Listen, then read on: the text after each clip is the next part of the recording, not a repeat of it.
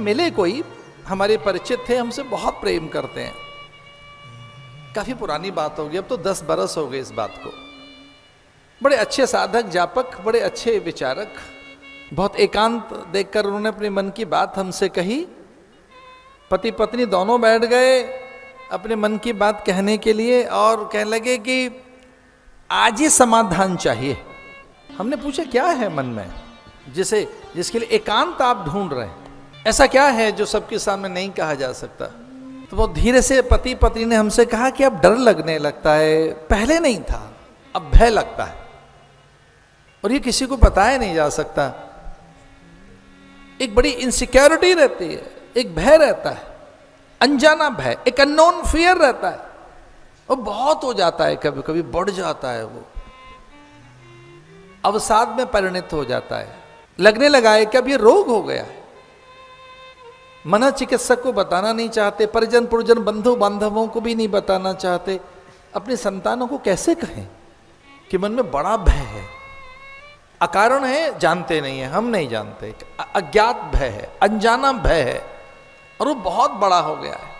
उस भय की सीमा इस हद तक है कि अब वो अवसाद बन गया है, विषाद बन गया, मानसिक रोग बन गया। मैंने कहा भय का तो एक ही कारण है और दूसरा कोई कारण नहीं है। अगर हमारे मन में भय आता है तो उसका एक ही कारण है, हम अपने इष्ट से दूर चले गए, और कोई कारण नहीं है। इष्ट की विलकता, इष्ट की दूरी, तो उसके अनुग्रह, आशीष, निकटता, उनकी करुणा, उनकी दया, उनमें अघनाशन की शक्तियां हैं। वो अकारण कृपालु हैं। उन्हें कोई साधन भजन यजन पूजन दान दक्षिणा आपसे नहीं चाहिए। आप बहुत भी जप करेंगे तो ऐसा कुछ है नहीं कि अधिक आंकड़ों से उसे रिझाया जा सके बहुत दान देकर, ना ना, ऐसा नहीं है। विश्वास कीजिए, निकटता अनुभव करो, और इष्ट का अर्थ ही है जो हमारी अभीष्ट की सिद्धि करता है। भय तभी आता है जब इष्ट हमसे दूर चला जाए। अभयम सत्व संशुद्धि, ये जीवन की सबसे बड़ी विशेषता है और सबसे बड़ी स्थिति है। जो जीवन की सबसे बड़ी अवस्था है वो अभयता है, और वो तब आती है जब आपके पास सात्विकता रहे, पवित्रता रहे, इष्ट की निकटता रहे, उसकी अनुरक्ति में, स्मृति में रहे आप। और जब आप इष्ट की स्मृति में रहते हैं तब भय नहीं रह सकता। हाँ, उसके लिए साधन विधि हैं, आहार शुद्धि, सत्व शुद्धि, आहार की पवित्रता, व्यवहार की पवित्रता, विचार की पवित्रता, परिवेश की पवित्रता। एक सात्विकता को आपको उकसाना तो होगा, उसे जागृत तो करना होगा, सात्विकता को चैतन्य तो करना होगा, सात्विकता को जगाकर उसका रक्षण संवर्धन तो करना होगा, सात्विकता को जगाकर उसका संपोषण तो करना होगा, कि सात्विकता आपकी उत्तरोत्तर उच्चस्थ होती रहे।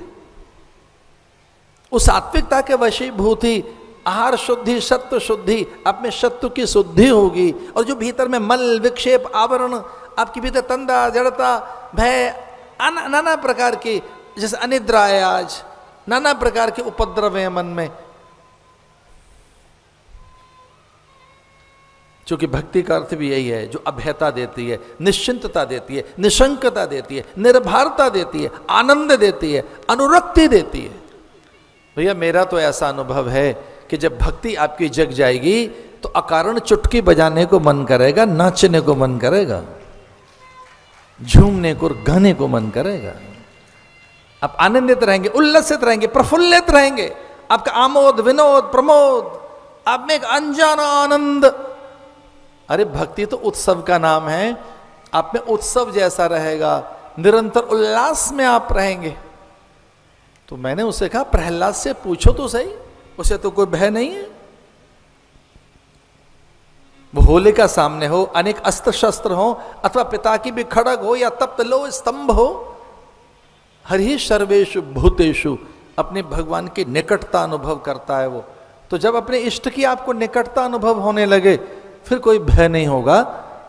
मैं तो ऐसे ही आपको बता रहा था, कुछ महीनों के बाद मुझे फिर मिले थे और मैंने कहा क्या हालचाल है, तो उन्होंने कहा बहुत ज्यादा आनंद है। There is no fear at all, no. हमने कहा कहां गया? बोले जहां से आया था वहीं गया। वह अज्ञानता से आया था, मानसिक दुर्बलता से आया था, इष्ट की विस्मृति से आया था, अपने को समझ नहीं पा रहे थे, अकारण था, भाग्य। बोले अब भजन में आनंद है। जिन्हें गुस्सा करना आता है वो एक दिन रिकॉर्ड बनाएं गुस्से का, वो 2, 4, 10, 20 घंटे जरा उसी गुस्से में रह के देखें जरा। जैसे गुस्सा आ रहा है ना आपको, तो 1-2 घंटे नहीं, रिकॉर्ड बनाइए जरा। घर के लोगों से कहो कि हमारा टेम्परामेंट बना के रखो गुस्से का। तो जो आपको गुस्सा आ रहा है उस गुस्से को 2, 3, 4, 5 घंटे और एक दिन रिकॉर्ड बनाइए, 24 घंटे गुस्से में रह के देखो। अच्छा एक और काम करिए, 24 घंटे प्रेम में रह के देखिए, प्रेम में, करुणा में, स्वभाव में, अपने स्वरूप में, आत्मनिष्ठा में, अपनी सहजता में। अरे भैया प्रेम में 24 घंटे क्या, 24 साल और 24 युग तक रह सकते हो, और गुस्से में 24 घंटे में तो पागल हो जाएंगे आप। वो कुछ देर ही रह सकते हैं आप गुस्से में, कुछ देर। तो गुस्सा क्या है जानते हो? क्रोध क्या है? विजातीय है, आपका नहीं है, बाहर से आया है। और क्रोध आता कब है? कामना की पूर्ति के अभाव में क्रोध आता है।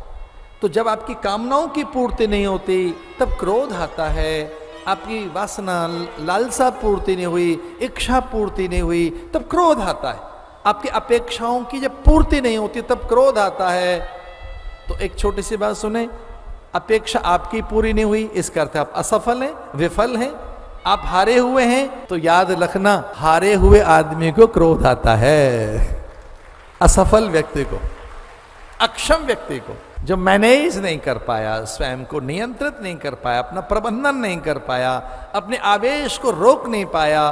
क्यों? चूंकि विवेक नहीं था, आत्मबल नहीं था, सत्य नहीं था, यथार्थ नहीं था, वास्तविकताएं नहीं थी। और उस पल में जब वास्तविकताएं आपके पास होती हैं तो क्रोध नहीं आ सकता।